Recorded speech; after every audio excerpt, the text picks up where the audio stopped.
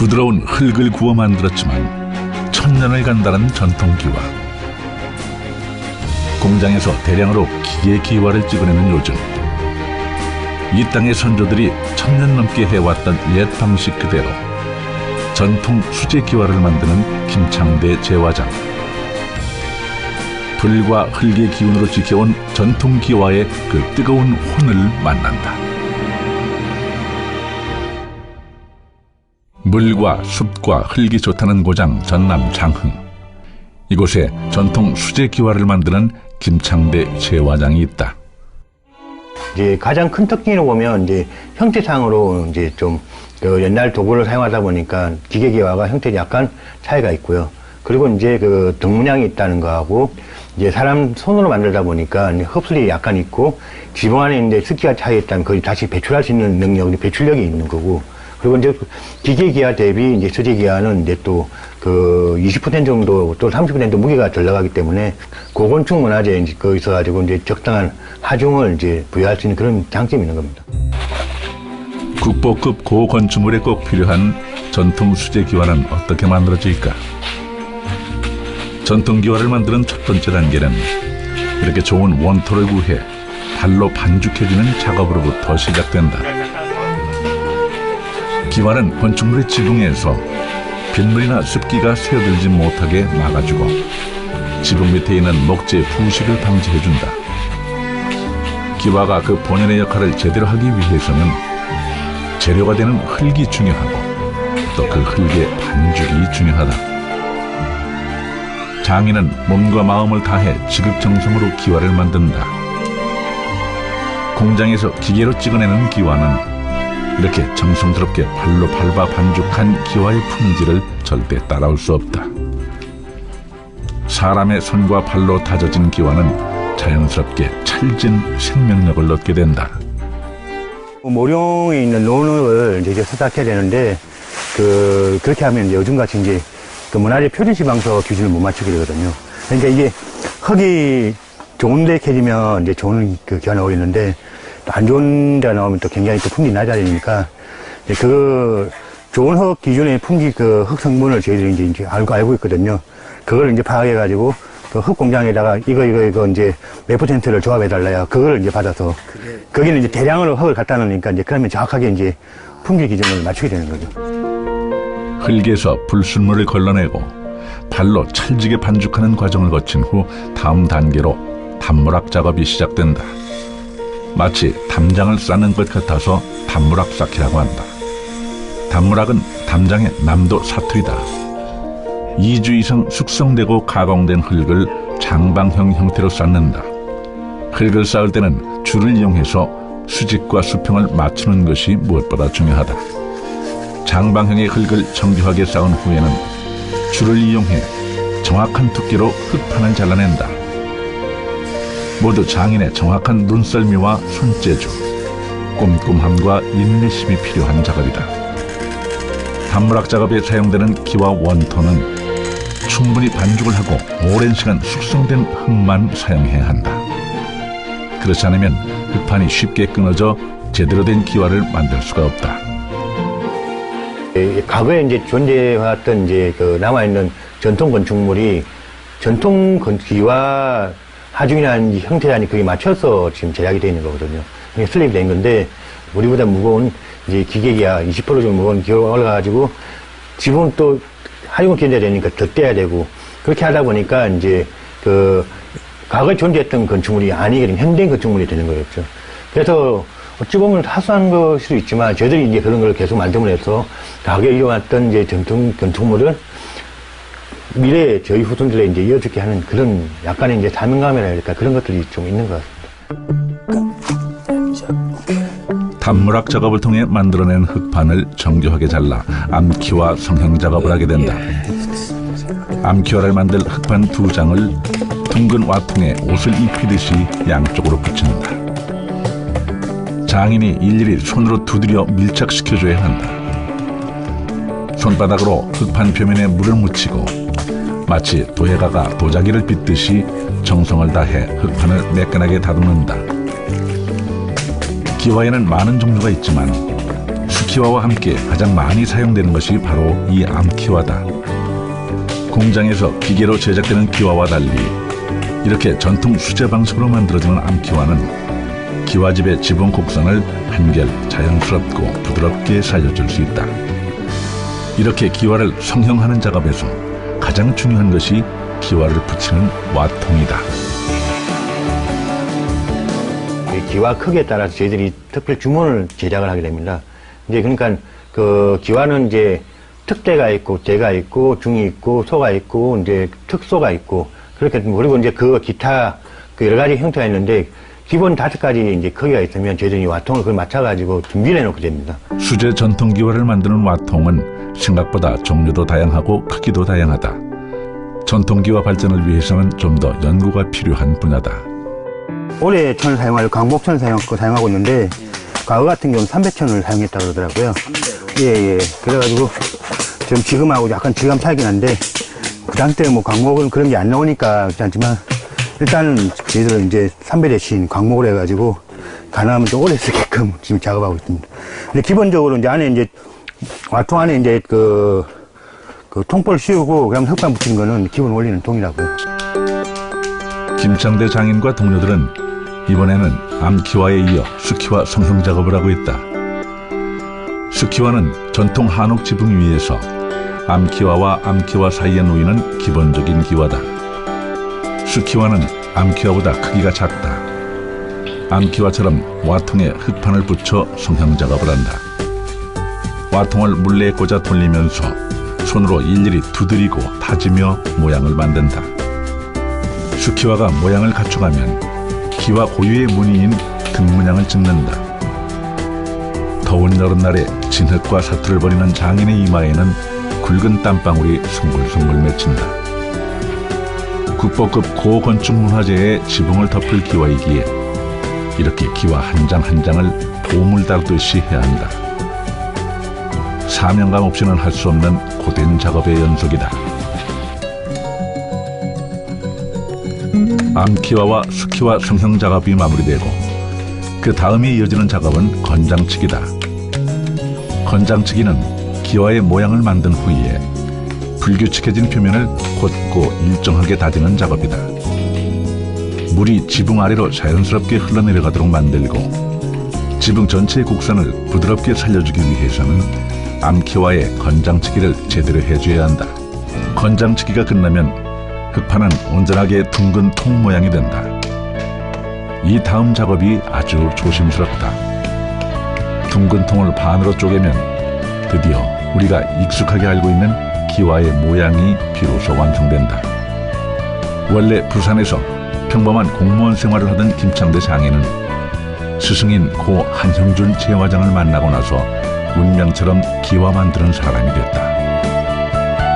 1987년도에 이제 부산 공예학교에서 이제 도자기를 전공해가지고 도자기 관련되는 공무원을 하다가 선생님을 또 다큐멘터리로 보게 돼서 이제 소개받아서 여기 왔는데 이제 그걸 공무원을 떼치우고 이 일을 완전히 전업을 하고 있는 그런 상황입니다. 김창대 장인은 스승을 만나 기와를 알게 됐고 그리고 인생이 달라졌다. 기와는 이제 김 장인에게 거역할 수 없는 운명과도 같은 것이 되었다. 전통 기와의 맥을 이어야 한다는 사명감이 안정적인 공무원 생활도 그만두고 장인의 길을 걷게 만들었다.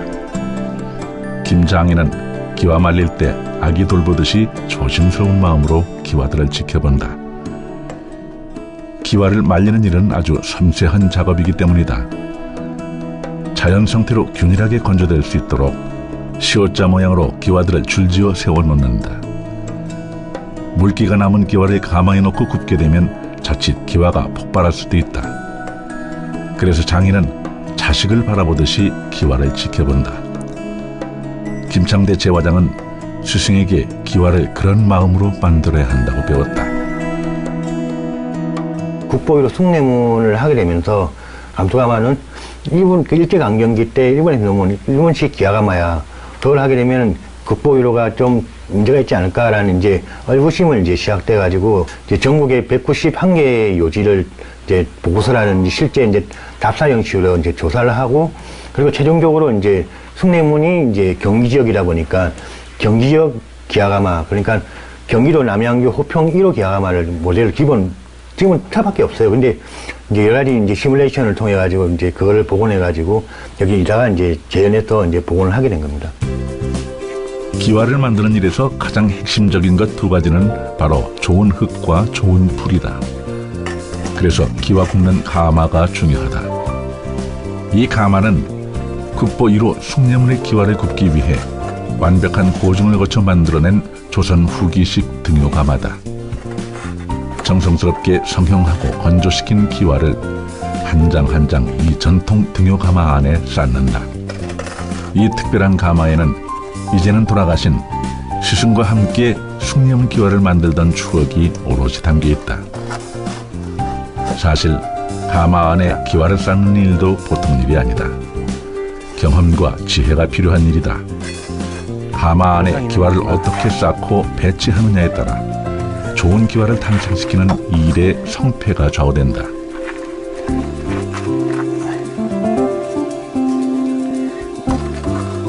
최대한 공간 효율을 많이 보게 하기 위해서 이렇게 이제 적지 않은 이제 받침 도구입니다. 옛날 같은 경우는 이제 이게 그 기와 위에 기와를 얹어가지고 계속 이제 쌓아서 했는데 그러면 너무 지나치게 이제 그 연이 하얗게 나오거나 저 불량으로 나오는 게 많아가지고 과거에는 이제 그런 것들은 이제 무시하고 올라갔지만 요즘은 이제 그런 걸 이제 민감하게 생각하기 때문에 저희들이 최대한 그런 것도 맞추기 위해서 이걸 좀 사용하고 있습니다. 기와를 만드는 모든 과정이 중요하지만 불을 지피는 과정이 가장 중요하다. 처음 붙인 불을 지핀불이라고 하고 처음에 기와를 태우기 시작하는 불을 초불이라고 한다. 최고 1500도까지 오르는 가마불로 기와를 굽는 일은 결코 쉬운 일이 아니다.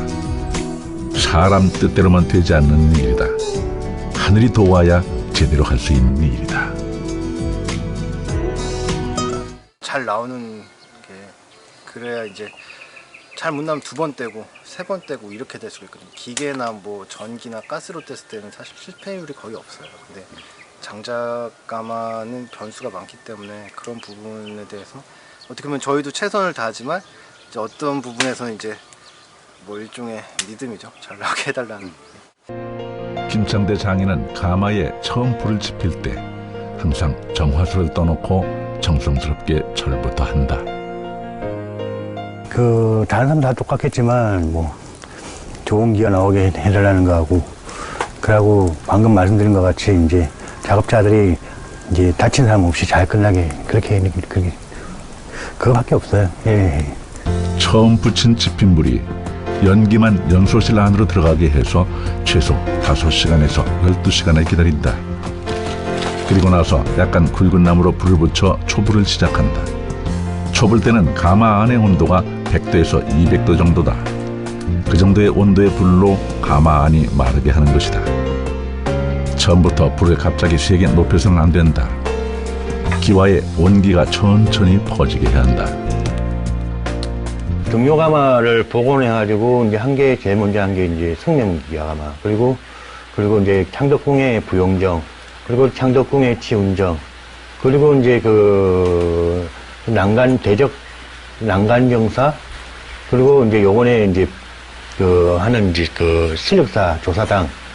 그리고 강화도 포구전도. 불을 지켜보던 김창대 장인이 한참 고민하다가 가마 옆에 불구멍에서 손으로 열기를 체크한다.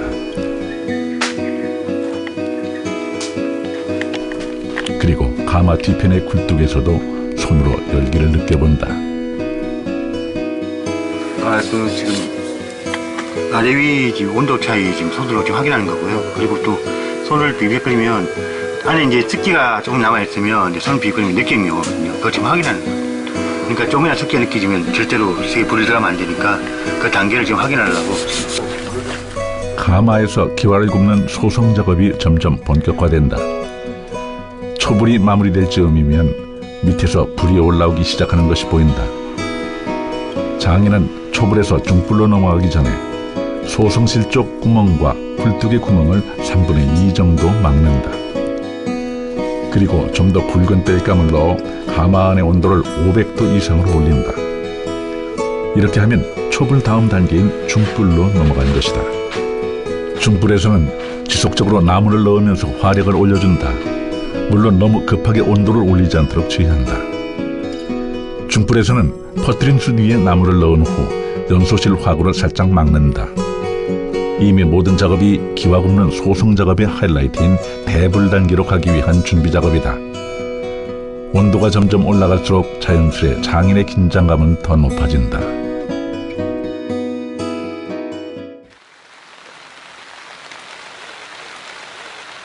나무라고 하는 게 기체화 되는 거예요. 바뀌는 걸 보는 겁니다. 불 떼고 이러면 저절로 도가 트여져요. 중불이 끝나가고 대불로 넘어가는 과정에서 불꽃은 점점 맹렬해진다. 작업하는 장인이 자칫 화상을 입기 쉬운 위험한 단계다. 바람이 저희들이 이제 중요한 거는 말씀하신 그런 이유도 있고요. 그리고 이제 갑자기 훅 들어왔다가 국이 훅 빠져가지고 이제 이게 위쪽에는 낮아졌다 갑자기 뚝 떨어져버리면 이게 턱이 터져버려요. 그런 경우가 있고, 그냥 갑자기 훅 나오니까 사람이 앞에 사람 다치는 경우가 있고. 보시면 알아요. 그게 막, 제 눈도 별로 없잖아요. 열심히 했는지는 눈썹을 보면 알아요.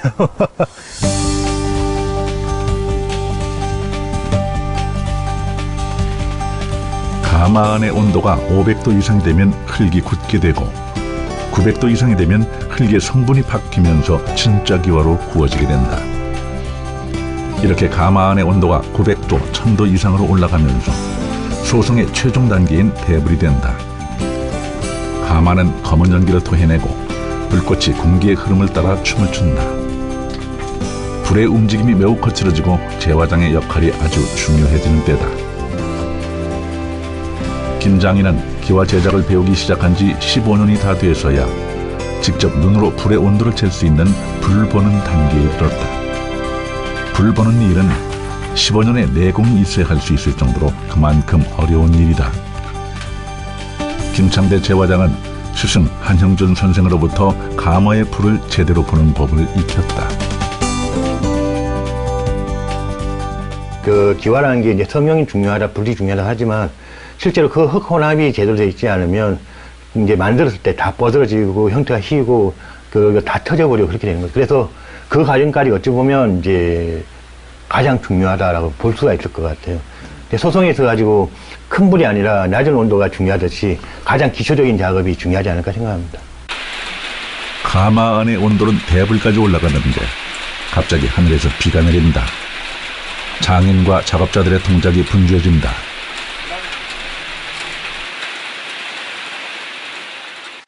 비가 와도 온도는 유지하셔야 되나요? 그렇죠. 이게 급하게 떨어져 보면 안에가 말 그대로 이제 냉파가 가니까 이제 그걸 조심하라고 해서 일정 온도를 유지시켜줘야 돼요. 가마의 굴뚝을 통해 뿜어져 나오는 불길이 점점 맹렬해지고 있다.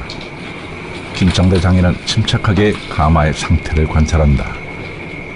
그렇죠. 이제 앞에 불색깔, 중간 불색깔, 끝에 불색깔이 저렇게 한 몸이 되어야 이제 다 익은 거죠. 이제 안에 이제 불색깔 온도가 거의 비슷했다는 이야기인 거죠. 저 뒤에 이제 온도가 안 올라가면 절대로 안 나오거든요. 저기 앞에 아무리 나무를 많이 넣어도 뒤에가 온도가 안 올라가면 절대 안 나오기 때문에 저건 이제 온도가 다 올라갔다는 신호죠.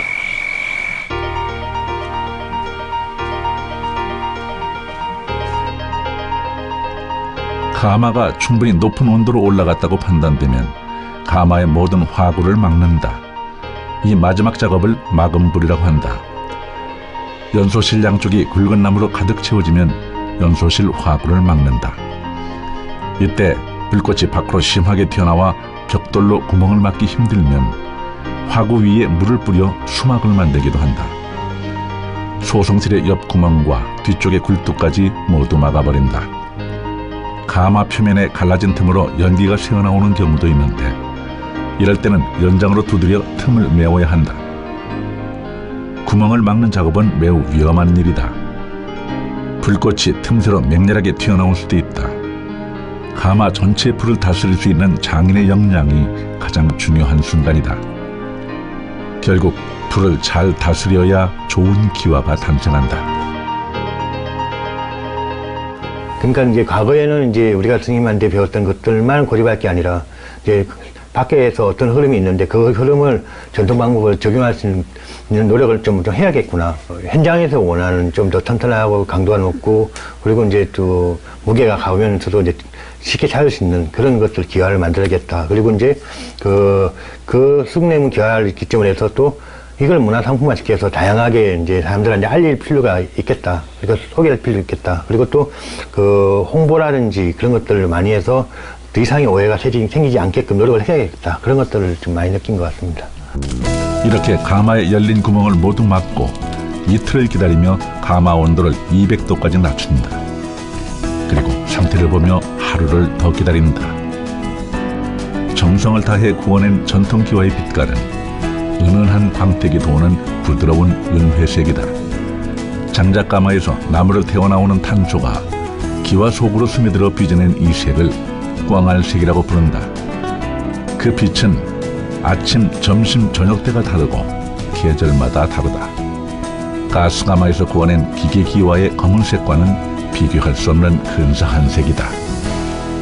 단순히 이제 작업자라는 것만 있는 게 아니라 국어학자라든지 미술사학자라든지 그리고 아니면 교육계라든지 깊이 이해를 원하는 부분이 있기 때문에 저는 이제 아마도 저희 후배들하고 같이 그 체계적으로 자료를 정리해가지고 쉽게 접근할 수 있게끔 이제 만들어주는 이제 그런 작업들이 필요한 것 같아요.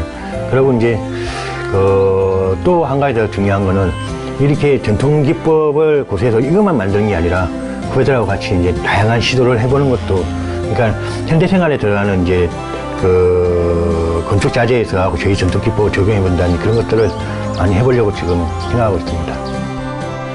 전통 기와의 맥을 이어가고 있는 김창대 제화장. 운명처럼 기와쟁이의 길을 걷고 있는 그는 전통 기와를 배우는 사람들이 더 많아졌으면 한다고 말한다. 활발한 연구 개발을 통해 전통 방식은 낡고 느리다는 고정관념을 없애주길 기대하고 있다. 흙을 만지고 불을 지피고 땀을 흘려야 탄생하는 전통 기와. 그 뜨거운 장인의 열정이 전통을 이어가고 있다.